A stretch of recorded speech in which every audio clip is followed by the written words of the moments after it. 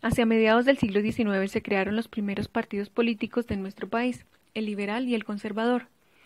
Durante esta época la sociedad colombiana se dividía en dos grupos que diferían en dos puntos principalmente. Por un lado estaban aquellos interesados por conservar la tradición política que se traía desde la colonia, terratenientes, esclavistas, militares de alto rango, el clero y los campesinos. Estos eran los conservadores. Por otra parte estaban aquellos que apoyaban la idea de transformar al Estado colombiano, comerciantes, indígenas, esclavos y artesanos, y pues bien, estos eran los liberales. El concepto liberal nació durante la Asamblea Francesa el 4 de agosto de 1789, con la publicación de los Derechos del Hombre y el Ciudadano.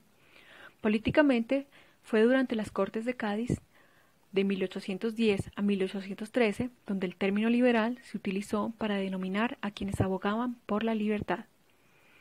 El Partido Liberal Colombiano fue fundado el 16 de julio de 1848, cuando el periodista e ideólogo Ezequiel Rojas, nacido en Miraflores, Boyacá, propuso el primer programa de lo que él llamó Partido Liberal, y que sería puesto en marcha por el general José Hilario López si éste ganaba la presidencia.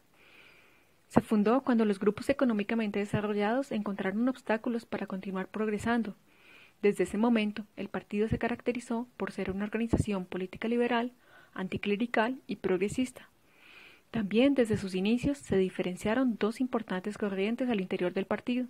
Por un lado estaban aquellos que defendían el libre comercio, gólgotas o radicales, y por el otro, aquellos que protegían al gremio de los artesanos, draconianos o moderados.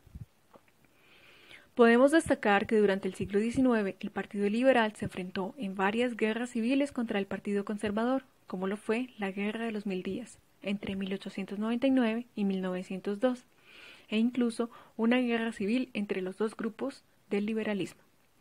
Para los liberales era imperante transformar el Estado colombiano, y este se lograba pasando de tener un sistema político y económico netamente colonial a un Estado con leyes generales para todos.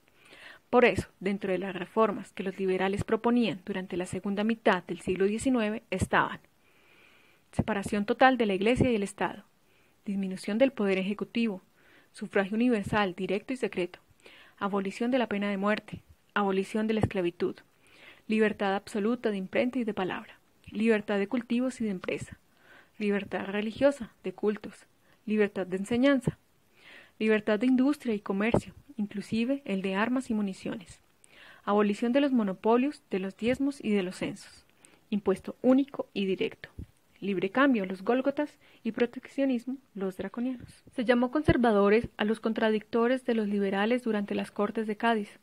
Fueron denominados serviles o godos.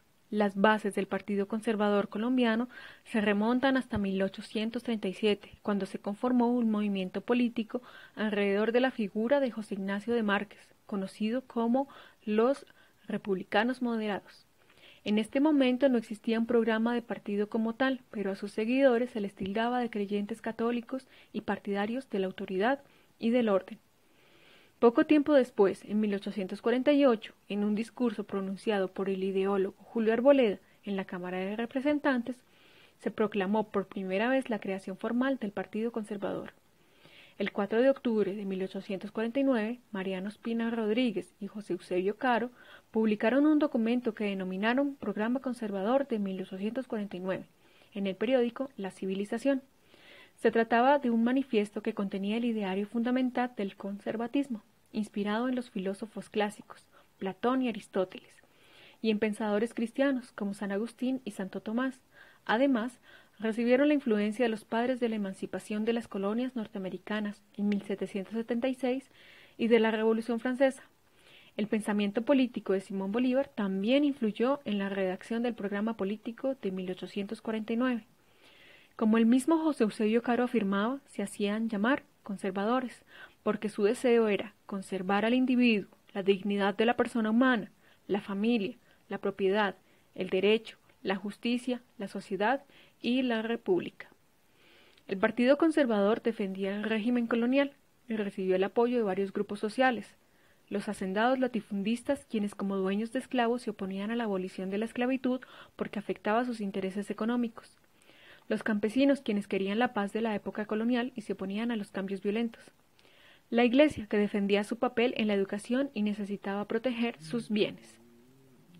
Para resumir, se puede decir que entre las principales propuestas de los conservadores estaban conservar la tradición y la herencia colonial en estructuras e instituciones, investir de mayor fuerza y autoridad al Poder Ejecutivo para controlar al liberalismo, restringir el voto y realizar una elección indirecta por medio de electores, defender el monopolio estatal, los diezmos y los censos, conservar la esclavitud, defender la fe y la moral católica, mantener la alianza entre el Estado y la Iglesia Católica, otorgar a la Iglesia Católica la orientación y el control de la educación.